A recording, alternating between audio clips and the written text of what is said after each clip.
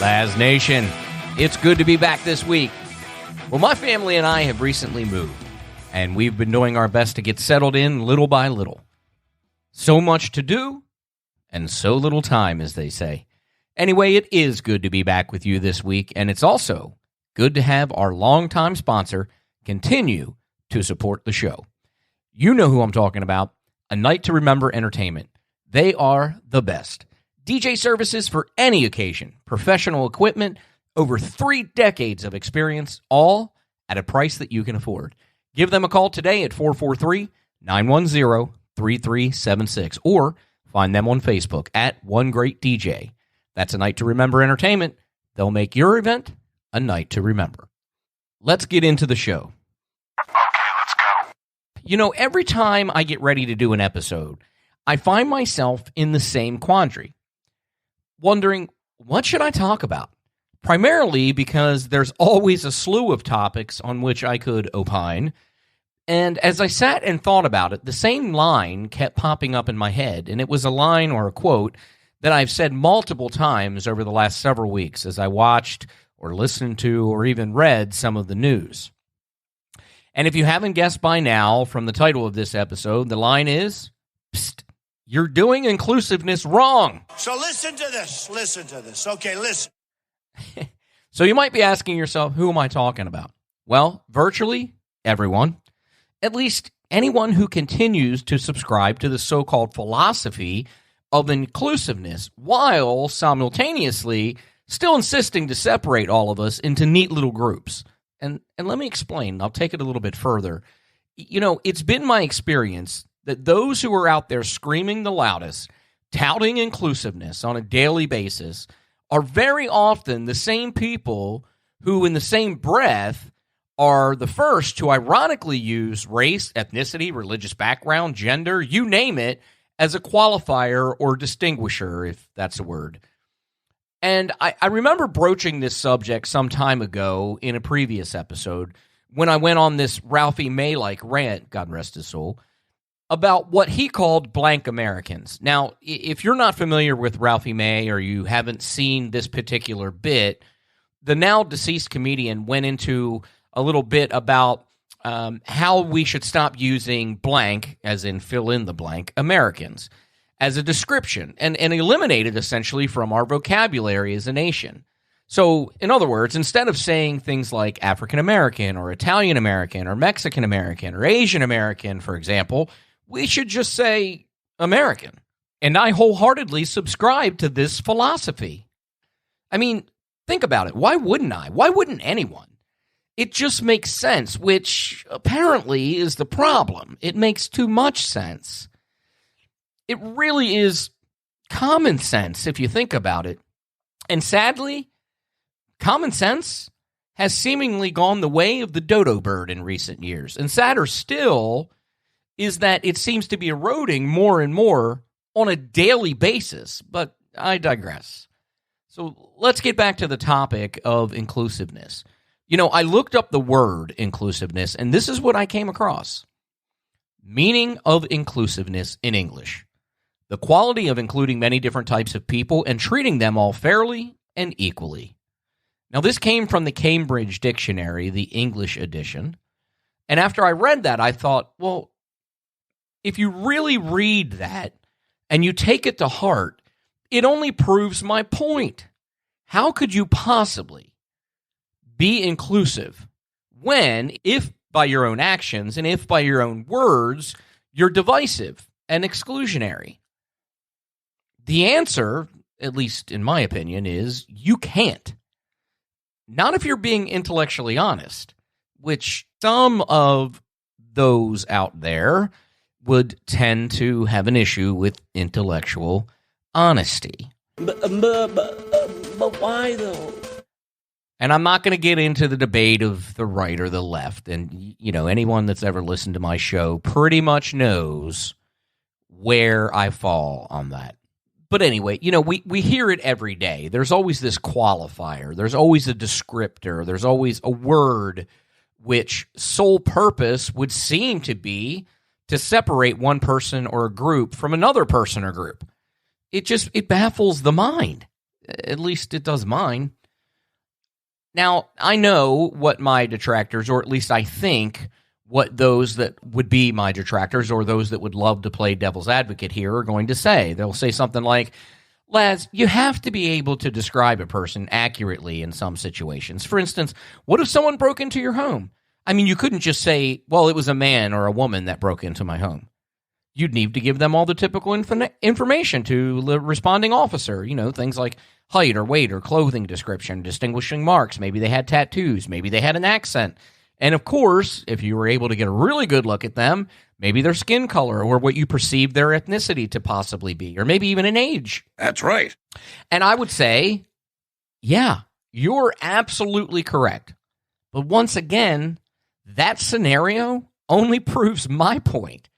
You see, in the home invasion scenario, the whole purpose for your description is specifically to distinguish that person from anyone else. Because the intent behind the description is to single that person out so that hopefully it leads them being brought to justice. You want to single them out. And that's not what I'm talking about here. What I'm driving at is the people who are saying we should all be very inclusive. We should have, equality. And as a society, we're inundated with that and calls for inclusiveness every day. I mean, we see it in business. We see it on social media. We see it in the news, literally everywhere. And I'm all for it. What sticks in my craw, however, if you will, is as soon as an opportunity presents itself to divide us by using definitive, divisive language too many times, we often do just that. And specifically here, what I'm really driving at is the media, at least in my opinion, is especially guilty of this. So let me take that a step further, right? Let me give you an example. But I'm going to do it by asking a question. How many times have you seen a headline or heard a teaser for the news that went something like this? A 24-year-old, insert any race, man was, insert horrific event. Sound familiar? Well, of course it does, because it's damn near every news story that you hear. They do it to grab your attention. It's the shock and intrigue value.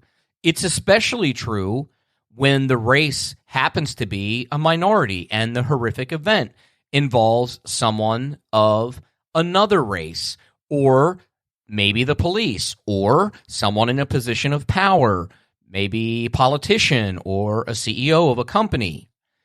They want you to listen or to read the article, of course. The unfortunate part, again, in my opinion, is that philosophy, that strategy, that mindset tends to carry over into our everyday lives. And I see it constantly. I'll give you another example.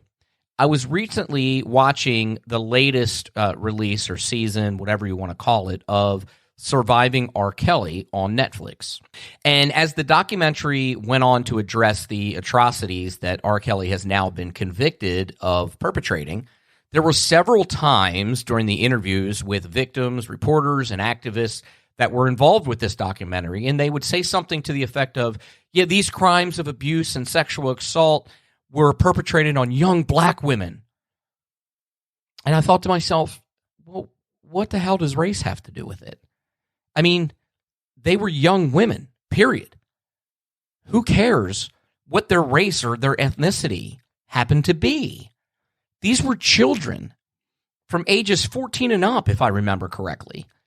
And it bothered me that the way it was presented, it just seemed to almost imply that because these women were black, it should have more of an impact, right? Or as if it should matter more.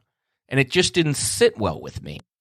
Now, I'm willing to admit that I certainly could have perceived it that way, right? And that may not necessarily have been the intent that the producers had when they put this show together.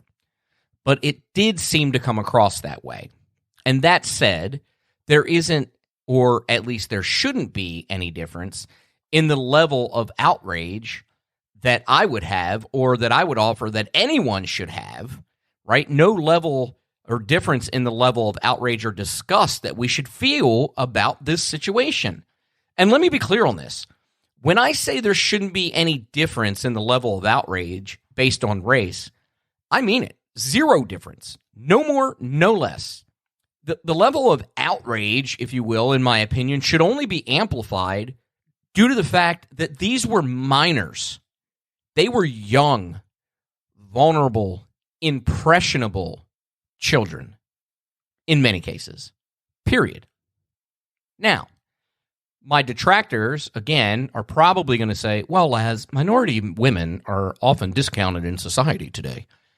To which I would say, yeah, I get that. I understand where you're coming from. I respect that. I'm willing to accept that. And it's disheartening, to say the least. However, I'd offer that if you want, and we all should, want equality among the races, not just in how they're treated, but in the way in which they're thought about, then all of us, everyone, needs to stop singling them out. To that point, it's also my opinion that when we celebrate the accomplishments of someone, their ethnicity nor their race should ever enter the conversation. It just shouldn't. For example, when Kamala Harris became vice president, all the media could talk about was now the United States had their first female and African-American vice president. How about just saying we have our first female vice president? Now, in no way am I trying to demean or make light of the struggles of any minority in this country. I'm not. What I am at least attempting to offer for conversation and debate is why not shift our focus from constantly talking about our differences in ethnicity, race, religion, maybe even sexual orientation, which all of those only really serve to divide us and stir up controversy. Well, why not shift that mindset to talking about the things that bring us together, or at least the things that should bring us together? You see, it's my mindset and it's my belief that a divided people are easier to target. They are easier to manipulate, certainly easier to corral, and easier to control. Food for thought. They, the media, those that control the mainstream or lamestream media, are delivering a message to us every single day. And that message is loud and clear to some of us. It's divisiveness. It's to infuriate some. It's to constantly fuel the fire of racism and division. And it's sad. And too many times, too many people fall for it. It's also my belief that a people that stand together, a people that practice independent thought and encourage independent thought, a people that can have conversation even when there's conflict, that recognize and respect their differences, but celebrate the things that unite them, that's a people that ends up being a force to be reckoned with. And it's time to put this blank American philosophy to rest and adopt the only philosophy that serves to bring us together. Simply put, the American philosophy. And that's the Laz Word. Thanks so much for listening. I'd love to hear from you and let me know your thoughts. You can email me here at the show at thelazword@gmail.com and on Facebook at The Laz Word. As always, I know your time is valuable, and I appreciate you spending a little bit of it with me. God bless everybody, and I'll talk to you soon.